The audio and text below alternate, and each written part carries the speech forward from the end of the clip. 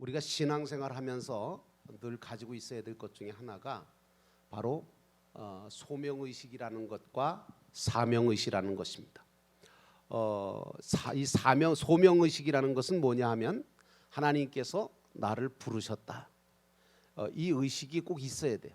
그래서 믿는 사람들은 하나님께서 나를 부르셨다. 이 의식이 없으면 안 돼.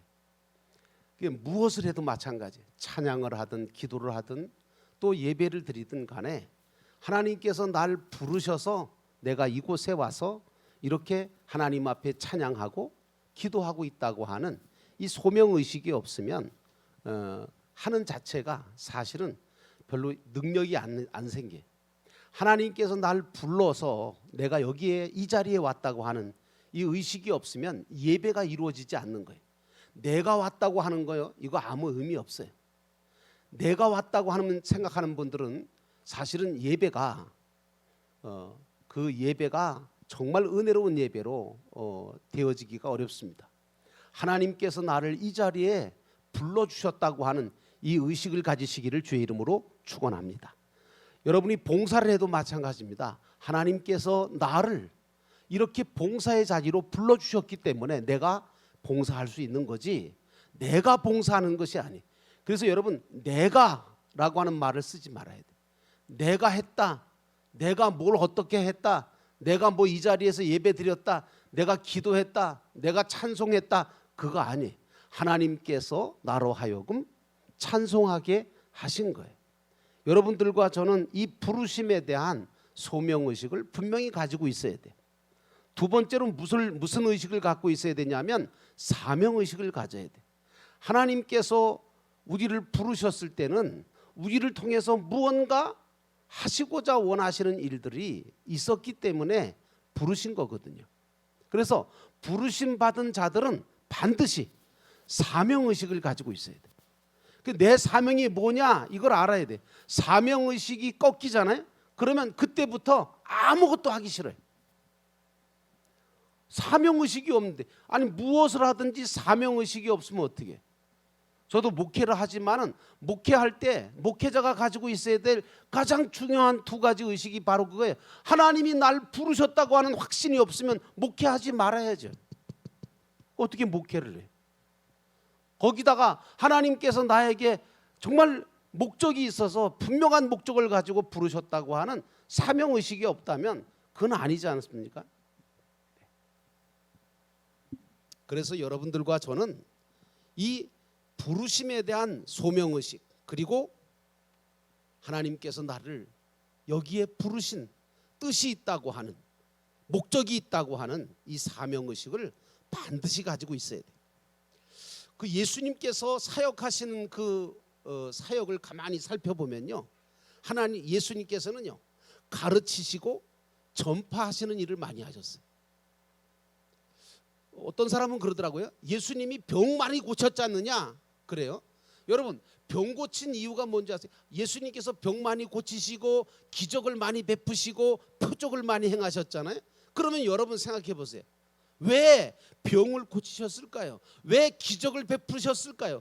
왜 표적을 일으키셨을까요? 기적 자체를 일으키는 것이 예수님의 목적이었을까요? 아니에요.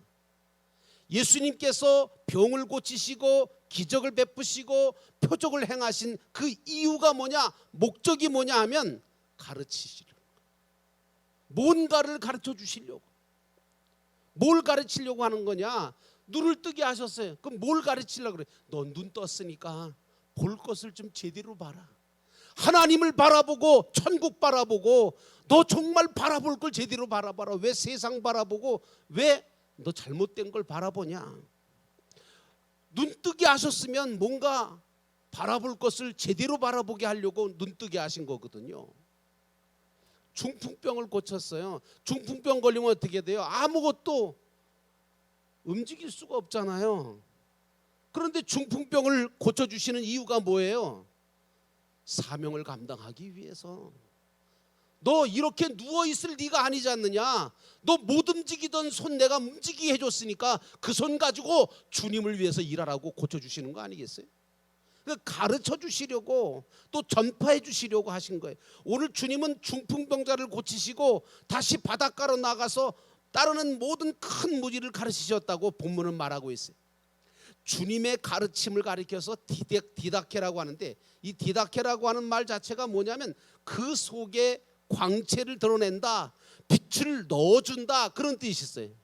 빛을 비춰준다, 광채를 드러나게 해준다. 예수님의 가르침은 대부분 무슨 가르침인지 아세요? 예수님께서 무슨 복 받아라 그런 말 한 적이 없어요. 물론 팔복에 대한 말씀을 하셨어요. 하지만 그 팔복은 지금 보통 기독교에서 얘기하는 무슨 뭐 물질의 복을 받아라, 뭘 받아라, 그런 얘기 한 적이 없어요. 예수님은 심령이 가난한 자는 복이 있나니 이렇게 말씀하셨지, 돈 많은 자는 복이 있나니 이런 말씀 안 하셨어요. 여러분, 우리가 분명하게 알아야 될 것은 예수님께서 가르치시는 대부분은 뭐냐면, 첫째는 하나님이 누구시다라고 하는 걸 가르치셨어요.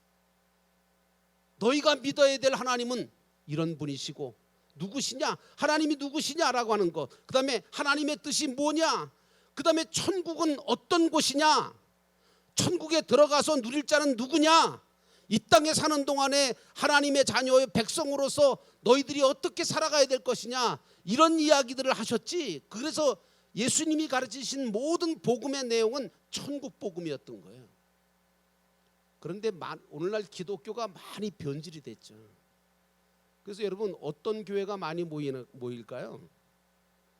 세상 복을 많이 이야기해주고 물질의 축복을 얘기해주는 교회가 많이 모여요. 모이긴 많이 모여요. 근데 많이 모였다고 해서 진짜 교회일까요? 저는 그렇게 생각하지 않습니다. 많이 모이면 좋죠. 그런데 정말 모여야 될 사람들이 많이 모이면 좋겠어요.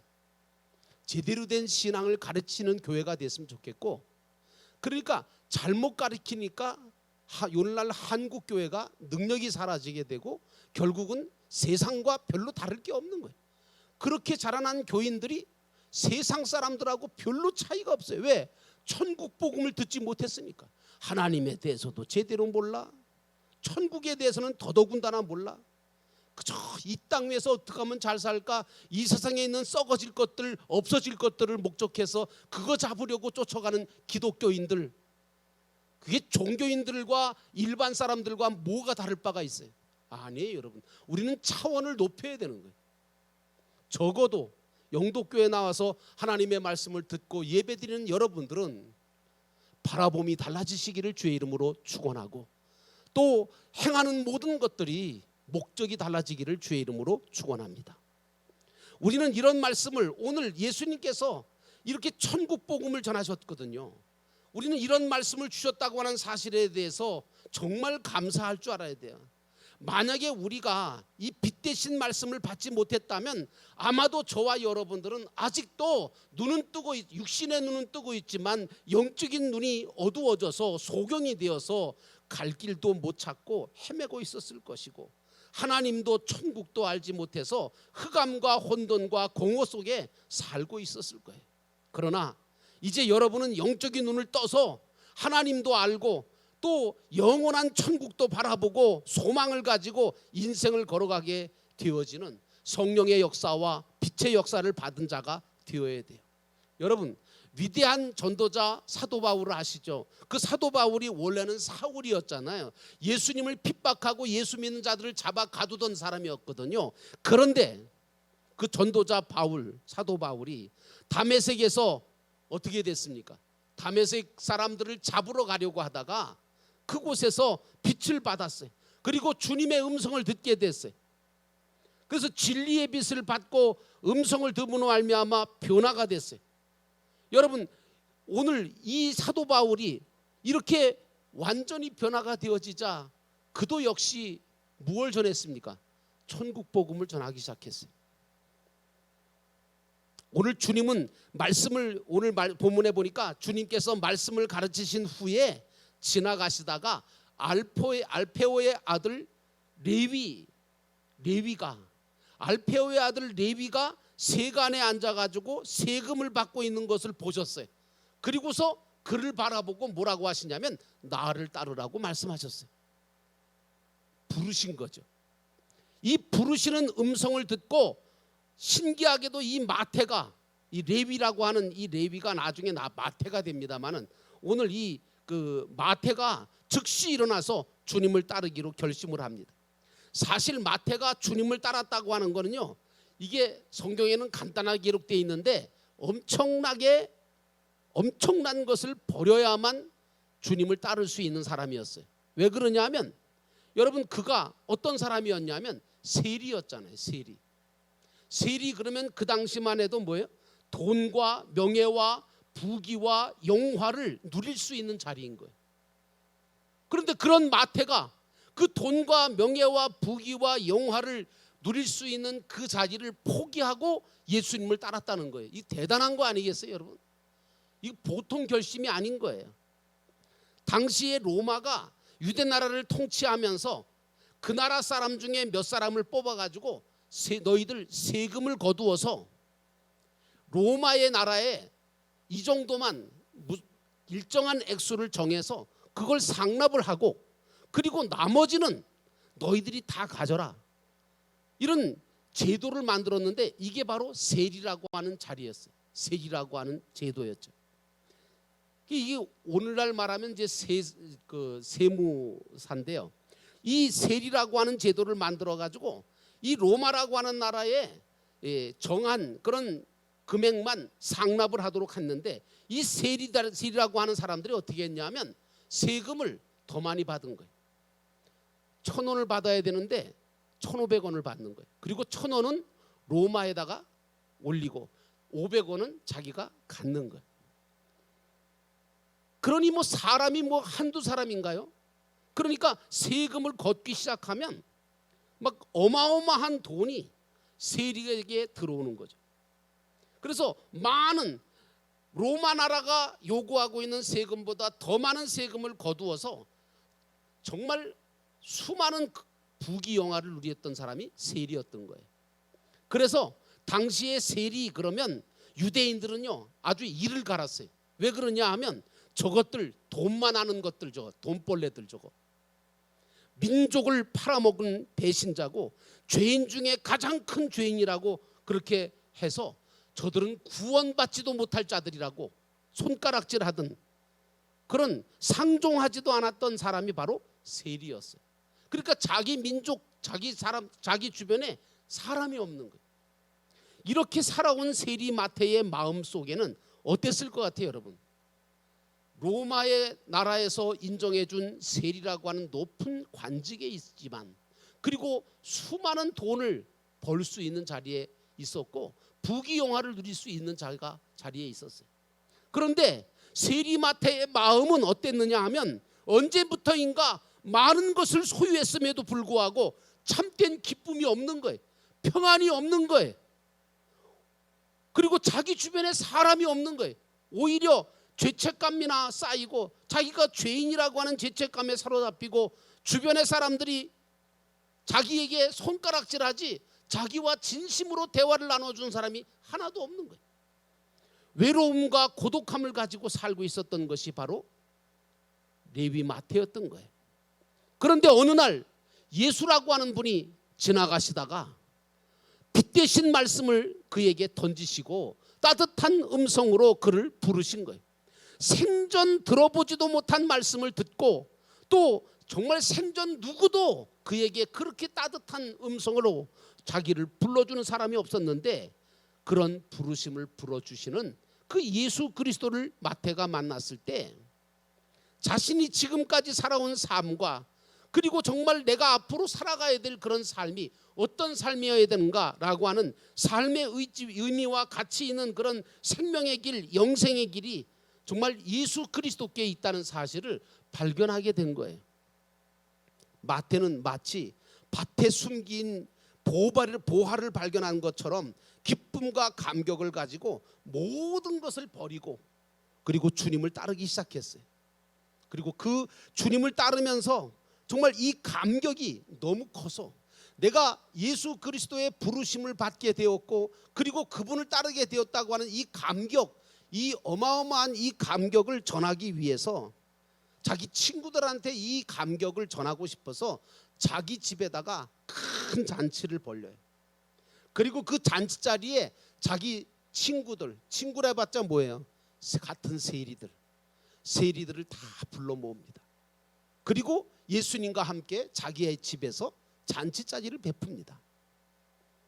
거기에 예수님과 세리마태의 많은 친구들이 초청됐습니다. 이런 잔치 자리야말로 주님께서 가장 기뻐하시는 큰 기쁨의 잔치 자리였지 않겠습니까?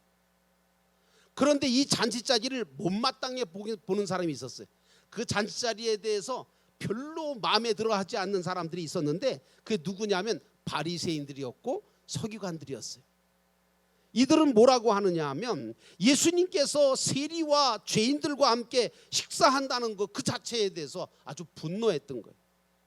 왜냐하면 그 당시만 해도 이 세리들과 식사를 한다, 어울린다, 이거는 말도 안 되는 거예요. 어째서 저렇게 예수는 부정한 세리들과 죄인들과 함께 먹고 있느냐 그 말이죠. 이렇게 비판하는 이 말과 태도는 주님과 함께 식사를 나누던 많은 세리들과, 만약에 여러분 이런 사람들이 바리새인과 서기관들이 예수님이 세리들과 함께 식사를 하고 있는데 그 자리에서 당신 왜 그렇게 하고 있느냐고, 이런 죄인들하고 같이 어떻게 식사를 같이 할 수 있느냐고 이렇게 말을 했다고 합시다. 그러면 여러분 그 주님과 함께 식사를 나누던 많은 세리들과 그 죄인들에게는 상처를 주는 말이었죠. 여러분 우리가 전도할 때도 마찬가지. 야 이놈들아, 너희들은 다 예수를 안 믿어서 지옥 갈 놈들이야. 이렇게 전도하면 안 되는 거예요. 예수 안 믿으면 다 지옥 가 이놈들아. 이렇게 전도하는 거 아니에요. 그건 오히려 상처를 주는 거란 말이에요. 여러분들이 예수를 믿음으로 인해서 나도 그렇게 옛날에 당신들처럼 그렇게 살았지만, 예수를 모르고 살았지만 이제 난 예수를 믿고 나니까 내가 이렇게 변화됐다고 하는 변화된 간증을 해야지. 예수 안 믿으면 다 지옥 가 이놈들아, 이런 식으로 전도하면 누가 예수를 믿겠냐 그런 얘기. 그러니까 이런 바리새인들과 서기관들의 태도가 오늘 세리들과 많은 사람들에게 상처를 주는 말이었다. 그러니 그 자리가 순간, 그 행복했던 잔치 자리가 순간 어떻게 됐겠어요? 분위기가 싸해졌겠죠. 싸늘해졌겠죠. 그렇게 분위기가 싸늘해졌을 때 그때 예수님께서 아주 귀한 생명의 말씀, 위로의 말씀을 그 자리에서 세리들에게 전합니다. 뭐라고 전하는지 아십니까? 건강한 자에게는 의원이 쓸데없고 병든 자라에게야 쓸데가 있느니라. 내가 의인을 부르러 온 것이 아니라 죄인을 부르러 왔다. 이 말씀을 하신 거예요. 얼마나 멋진 말이에요. 이 말씀 한마디를 딱 던지니까 함께 있던 세리들과 마태 모든 사람들이 얼마나 큰 평안함과 기쁨과 소망과 위로를 받았겠어요. 적어도 여러분 예수 믿는 사람은요, 어느 자리에 가든 다른 사람에게 평안을 줄 수 있고 기쁨을 줄 수 있고 소망을 줄 수 있는 말들을 해야 돼요. 어떤 사람하고 만나면 막 좋았던 분위기가 확 싸늘해지죠. 그런 사람하고는 만날 필요도 없어요. 대화할 필요도 없어요. 여러분들도 그런 사람이 되면 안 돼요. 어떤 사람은 정말 분위기 좋은 장소에 가서 그 분위기를 완전히 그냥 싸늘하게 만드는 사람이 있는가 하면, 어떤 사람은 정말 별로 좋은 분위기 아니었어요. 슬프고 아프고 괴롭고 힘든 그런 분위기에서도 정말 예수 믿는 사람들은 어떻게 해야 되냐? 오늘 예수님처럼 위로할 수 있는 말을 해야 돼요. 내가 의인을 부르러 온 것이 아니라 죄인을 부르러 왔다.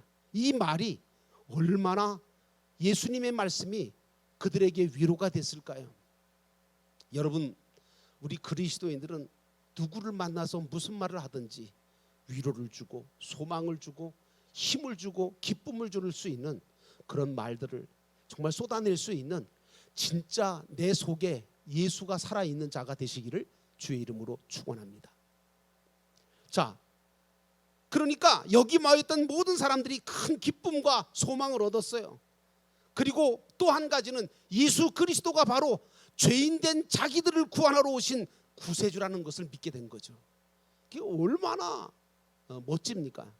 여러분, 예수님처럼 사는 것이 대단히 멋진 겁니다. 여러분, 예수님처럼 살아야 돼요.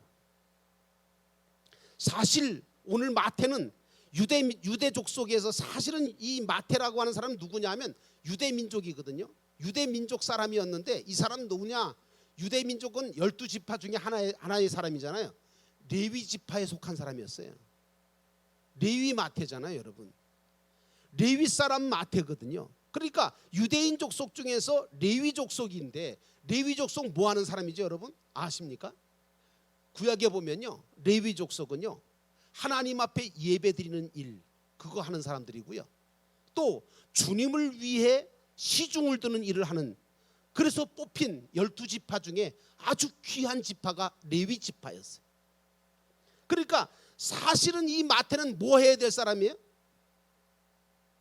하나님 앞에 예배드리는 일을 해야 될 사람이고, 주님을 위해서 시중 드는 일을 해야 될 사람이었던 거죠. 근데 어떻게 됐어요? 지금 어떤 사람이 되어 있습니까? 그런 그가 타락을 해서 로마를 위해서 일하고 있는 세리가 됐잖아요. 이스라엘 백성들을 사랑하고 섬겨야 될 그가 도리어 자신만을 위해서 부귀와 명예를 누리기 위해서 돈만 사랑하며 살아왔던 그런 세리였잖아요. 잘못된 길을 가고 있었던 거죠. 이것은 바로 누구를 계시하는 걸까요? 오늘날 나라고 하는 내가 바로 마태와 같은 세리였다는 사실을 증거해주고 있는 거예요. 오늘 내가 하나님 앞에 예배드려야 될 자고, 내가 하나님 앞에 정말 시중 들어야 될 자인데, 내가 왜 무엇을 위해서 살고 있는가? 오늘 내가 내 자신을 위해서 많은 물질과 시간을 쓰면서도 주님을 위해서는 인색한 마음 가지고 살아있지는 않는가? 주님을 위해서 드리는 것은 인색하면서 자기를 위해서 쓰는 것은 풍족하게 쓰려고 하는 그런 자가 되는가 하면, 그것은 세리 마태와 뭐가 다르겠어요? 교회와 이웃을 사랑하기보다 돈을 사랑하며 세상의 즐거움과 쾌락을 위해서 하나님이 주신 것을 다 낭비해버리고 천국의 보화를 하나도 쌓지 못하고 만, 오늘 마태의 삶이 바로 그런 삶이었다는 거예요. 그게 바로 우리의 삶과 똑같다는 거죠. 오늘 주님은 이런 마태와 같은 삶을 살던 나를 불러주신 거예요. 오늘 부르심을 받은 마태는 변화하기 시작했어요. 무엇보다 첫 번째로 뭐가 변했냐? 자기가 누구라는 것을 알게 된 거예요. 누구예요? 레위예요. 레위 족속이에요. 레위 족속 뭐예요? 하나님 앞에 예배드리는, 여러분 예배 자리에 오는 레위가 되시기를 주의 이름으로 축원합니다. 나는 예배의 자리를 포기하지 않았으면 좋겠어요. 어떻게 이상하게 평신도일 때는 예배를 잘 참석하더니 뭐 집사님 되고 권사님 되고 장로님 되면 예배 자리를 안 참석하는 거예요? 그럼 아니잖아요. 여러분, 우리는요 주님의 부르심 받은 레위예요. 그러므로 뭘 해야 되느냐? 우리가 기본적으로 해야 될 게 하나님 앞에 예배하는 일이에요. 그리고 하나님의 일을 시중드는 일이에요. 여기서 기쁨을 얻어야 돼요. 만약에 예배하는 자리에 또 예배 자리에서 기쁨을 얻지 못하고, 그리고 하나님의 일을 시중드는데 기쁨을 얻지 못한다면 신앙생활이 무슨 재미로 신앙생활 하세요? 전 재미없다고 생각하는데요. 여러분 예배 자리에 있으시기를 주의 이름으로 축원합니다. 그리고 하나님의 일을 시중드는 자리에 여러분이 있기를 주의 이름으로 축원합니다. 오늘 마태는 자기가 누구인 걸 안 거예요. 나는 세상에 속한 자가 아니라 하늘에 속한 자고 하나님의 씨요 하나님의 자녀며 이 땅에서 하나님의 영광을 위해서 하나님의 일을 하도록 하나님 앞에 예배드리는 레위 족속이었다는 사실을 깊이 깨달은 거예요. 그래서 그는 지금까지의 삶을 정리한 거죠.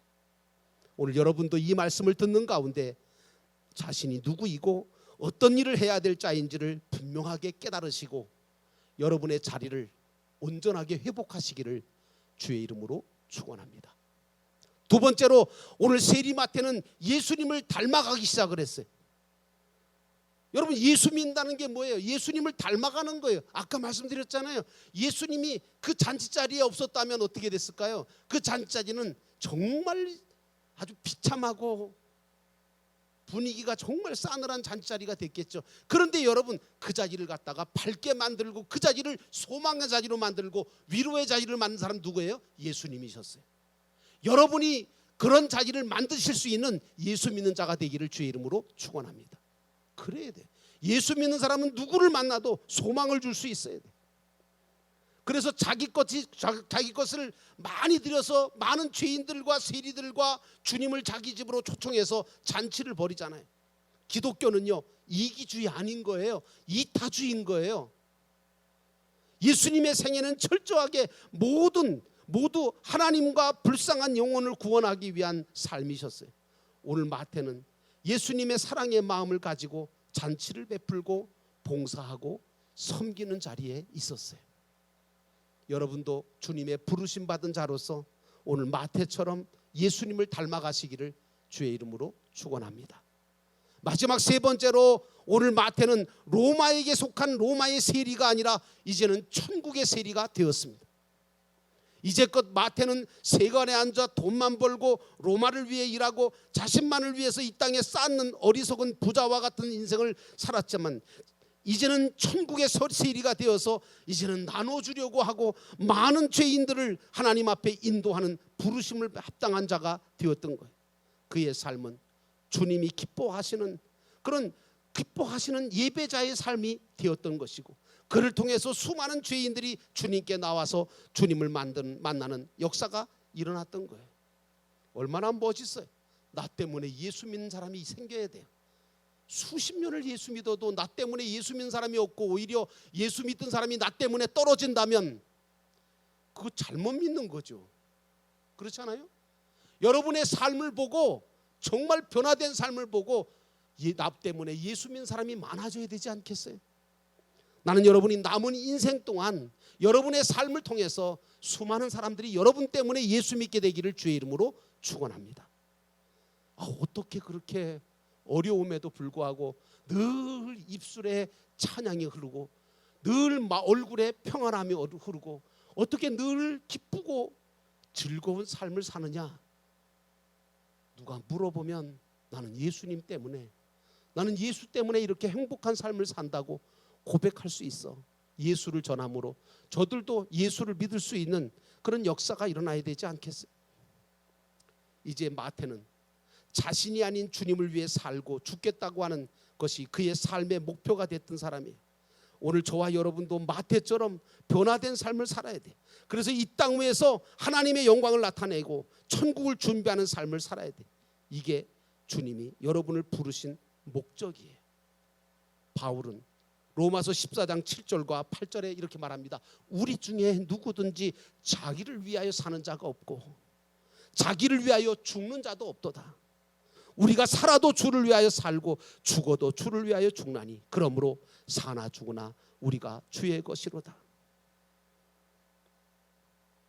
이제 여러분의 남은 삶은, 주님의 부르심 받은 여러분의 삶은, 또 주님께서 주신 사명을 가지고 사는 여러분들의 삶은 이제는 주님의 것이 되고 주님을 위한 삶이 되시기를 주의 이름으로 축원합니다.